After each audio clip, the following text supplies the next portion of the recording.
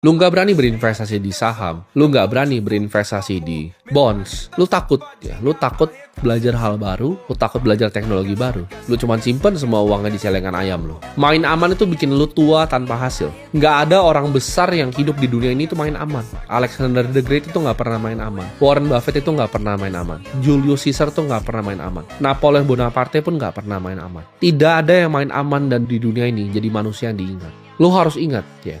Di semua di dunia ini, pertumbuhan itu selalu butuh resiko. Lu mau bisa naik skateboard, lu harus berani untuk jatuh. Kalau lu nggak berani untuk jatuh, nggak berani untuk patah tulang, ya lu nggak akan jadi pemain skateboard yang handal. Lu nggak berani tabrak-tabrak orang pas main basket, lu nggak akan menjadi pemain basket yang handal. Di hidup ini mereka nggak pernah reward siapa yang main paling aman tuh enggak. Ketika lu punya ide untuk membuat sesuatu, lu decide oke, lu cuma akan terus jadi karyawan. Dunia ini nggak akan baik untuk orang yang selalu cuma mikir jalan yang paling aman. Dunia ini akan reward siapa yang berani masuk hutannya untuk mencari gitu. Oke, gue itu paling jago di dunia di mana? Dan eksplorasi hal itu. Seperti gue eksplorasi. Oke, gue pengen jadi investor nomor 1 di dunia ini. Apa yang harus gue lakukan? Gue telan semuanya. Gue liat industrinya siapa aja. Gue pelajari dari orang-orang terbaik di industrinya. Semua ya, yang Warren Buffett pernah tulis tentang perusahaannya Berkshire dari 1977, gue masih ingat. Itu semuanya gue baca sampai habis. Gue ingat kesulitan apa yang dia lakukan di 2008. Apa yang harus dia korbankan untuk selamatin yang dia punya. Ketika COVID, apa aja yang dia gagal? Oke, dia beli perusahaan-perusahaan airline yang akhirnya gagal. Kesalahan-kesalahan investasi yang dilakukan, gue pelajari satu demi satu. Karena gue pengen jadi the next Warren Buffett. Gue pelajari semua seluk-beluk investasi yang ada di dunia ini. Di stress bond investing, gue pelajari. Gimana caranya perusahaan-perusahaan seperti Elliott Management itu ngambil bondnya perusahaan seperti Argentina, bahkan ditukar sama kapalnya.